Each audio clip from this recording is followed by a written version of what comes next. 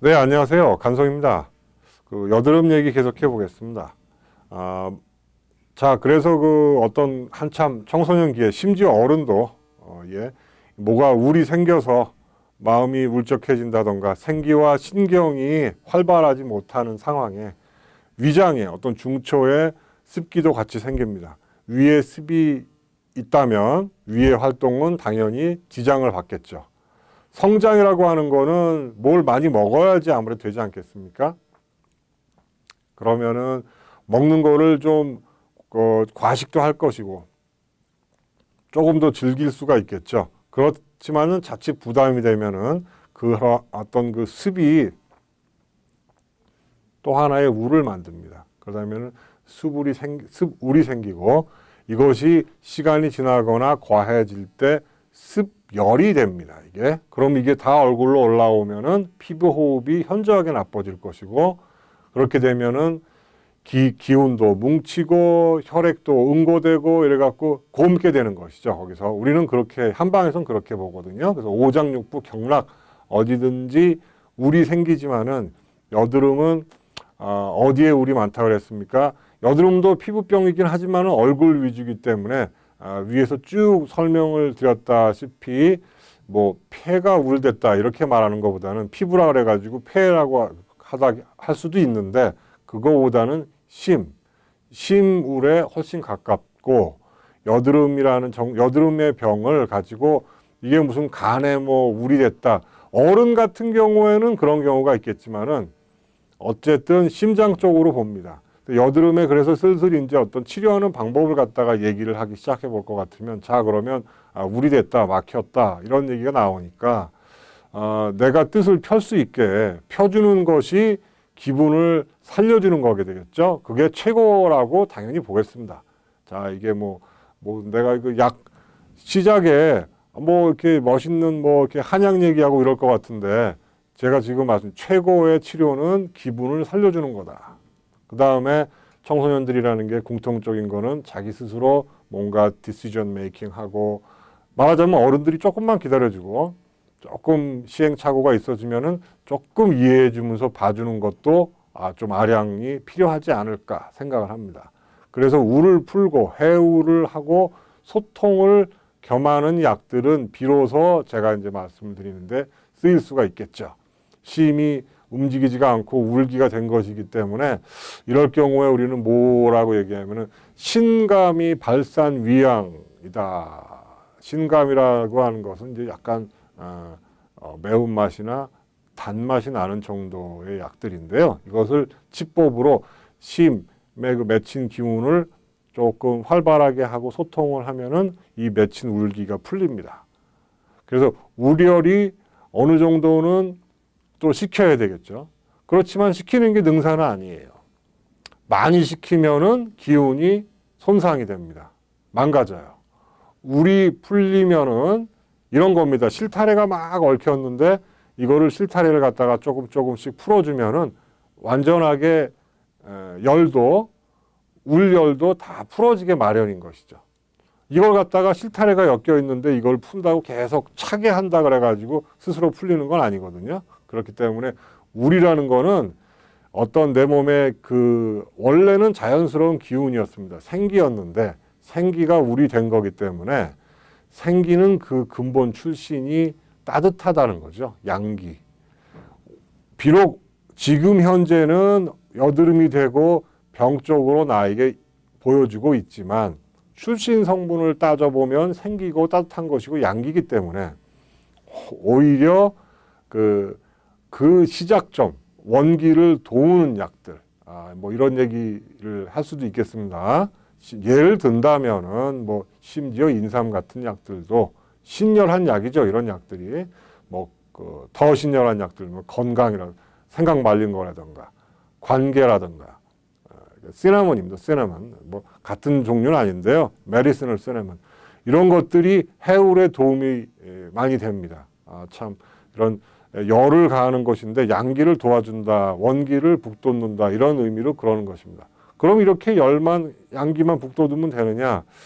겸해서 아까 말씀드렸다시피 위에 습열이 생겼으니까 어떤 과도한 식사량이라던가 육류라던가 어떤 그런 그 탄산음료라던가 단 것들이라던가 피자라던가 어떤 섭취를 좀 줄여야 되겠죠.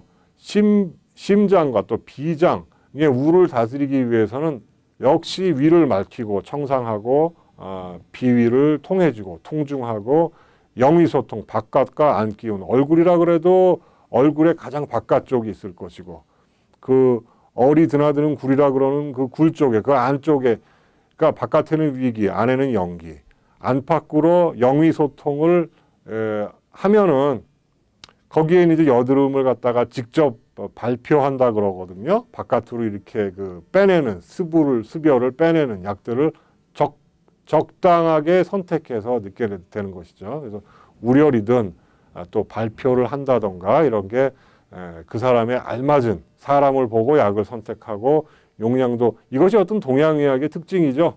묻지 마로 해가지고 우리가 뭐 이거만 쓰면 뭐 백발백중 다 받는다 이런 것이 아니고 그 사람의 어떤 그릇에 맞춰서 조금씩 조절해서 쓰자. 이것이 작방이다. 방을 짓는 것의 목표이고 한의학의 장점이라고도 볼 수가 있겠죠. 그래서 심지어 좀 쓸만한 약들이 뭐가 있을까요? 볼 것 같으면은 옛날에 그 석곡 선생님이란 분이 이렇게 좀 정리를 해놓은 거를 참조하겠습니다. 우리가 살펴볼 때는 우방자, 제가 이게 조심스러운 게 내가 여기서 얘기한다 그래가지고 이런 약들만 쓰시면 다 낫는다고 생각하시면 안 되고요. 참고로 그냥 말씀드리는 거예요. 우방자라는 게 있어요. 우방자. 그러면은 창독에 좋고 능소, 창독 이렇게 돼 있고요.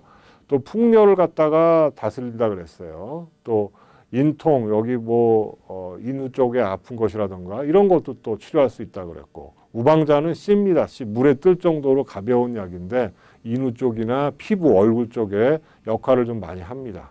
목이 좀 칼칼해질 정도로 싸한 맛이 있기 때문에 아까 이렇게 바깥으로 밀어내는 힘 발표한다 그러거든요. 그런 힘이 좋아가지고 내가 말씀드린 대로 기운과 피가 연결되고 뭉친 그런 경우에는 또 창이 된 고름 뭐 약간 고름이 맺히고 또 뭐 이렇게 진물도 나고 뭐 이랬을 경우에 발산을 해야 되겠다. 이럴 경우에는 참 우방자라고 하는 것이 굉장히 그 창에 좋다. 보통 뭐 옛날 단위로 얘기하면 뭐 2돈 정도 쓰지만은 약한 사람은 비위가 약한 사람은 1돈 정도나 뭐 쓴다. 그러면 창출이라는 것도 또 쓸 수가 있어요. 이것은 뭐 창출이라고 한다면은 감온하고 그 다음에 건비조습이라 그랬어요. 비장을 갖다가 튼튼하게 한다. 그 다음에 습을 말린다, 발한 관중이다, 뭐 이런 얘기도 있고요. 잘 통해준다는 얘기예요. 그러니까 어디 뭐 이렇게 웅덩이가 생기고 뭐가 뭉치고 이런 걸 갖다가 쭉쭉 통해준다.